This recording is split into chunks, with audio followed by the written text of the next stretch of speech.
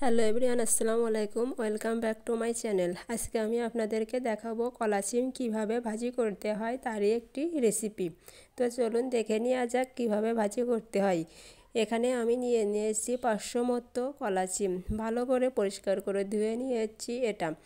এই শিমটা আমি এখন ছোট ছোট করে কেটে নিব। শিমগুলো ছোট ছোট করে কেটে নিয়েছি। দেখেন আমি কিন্তু খুব ছোট ছোট করে এবং পাতলা করে কেটে নিয়েছি। এখন এটা সিদ্ধ করে নিব। তার জন্য এখানে একটা কড়াই বসিয়ে দিয়েছি। কড়াইয়ের ভিতর পরিমাণ মতন পানি অ্যাড করছি। পানিটা গরম হয়ে যাওয়ার পরে শিমগুলো অ্যাড করে দিব। এখন ঢাকনা দিয়ে ঢেকে রাখবো 5 মিনিটের জন্য। ঢাকনাটা সরিয়ে শিমগুলো সিদ্ধ হয়ে গিয়েছে, একটা পাত্রে ঢেলে নিয়েছি। এখন এটা রান্না করে নিব। তার জন্য এখানে একটি কড়াই বসিয়ে দিয়েছি। কড়াইয়ের ভিতর দিয়ে দিচ্ছি পর্যাপ্ত পরিমাণ তেল। তেলটা গরম হয়ে আসলে এর ভিতরে দিয়ে দিব দুটো পেঁয়াজ কুচি আর একটু রসুন কুচি, আর এর ভিতরে দিয়ে দিচ্ছি চিড়ে রাখা কাঁচামরিচ। এখন এটা ভালো করে ভেজে নেব। আমি এর ভিতরে আর কোনো এক্সট্রা মশলা ব্যবহার করব না। এটা দিয়ে শিমটা ভাজলে শিমটা খেতে কিন্তু অনেক ভালো লাগবে। এখন মশলাটা ভালো করে ভেজে নিয়ে এর ভিতরে অ্যাড করব হাফ চামচ লবণ আর হাফ চামচ হলুদ গুঁড়া। এটা দিয়ে মশলাটা ভালো করে ভেজে নিতে হবে। এমনভাবে ভাজতে হবে যেন পেঁয়াজের রসুনের কোনো উগ্রগন্ধ না থাকে।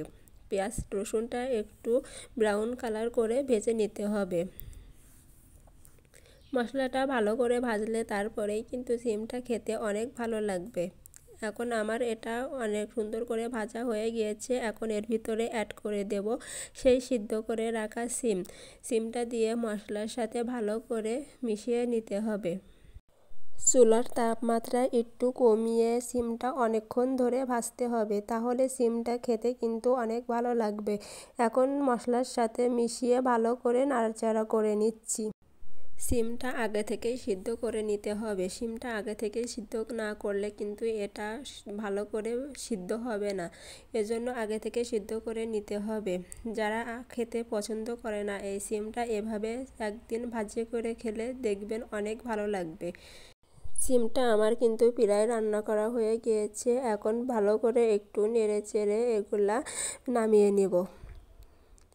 শিমটা একটু ধৈর্য সহকারে ভাজতে হবে, তা না হলে এটা কাঁচা থেকে যাবে।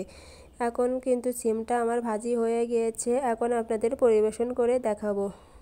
দেখুন কত সুন্দর হয়েছে শিমটা, দেখতে কিন্তু অনেক সুন্দর হয়েছে এবং খেতেও অনেক মজার হয়েছে। আজকে ভিডিওটা এখানেই শেষ করছি। আল্লাহ হাফেজ।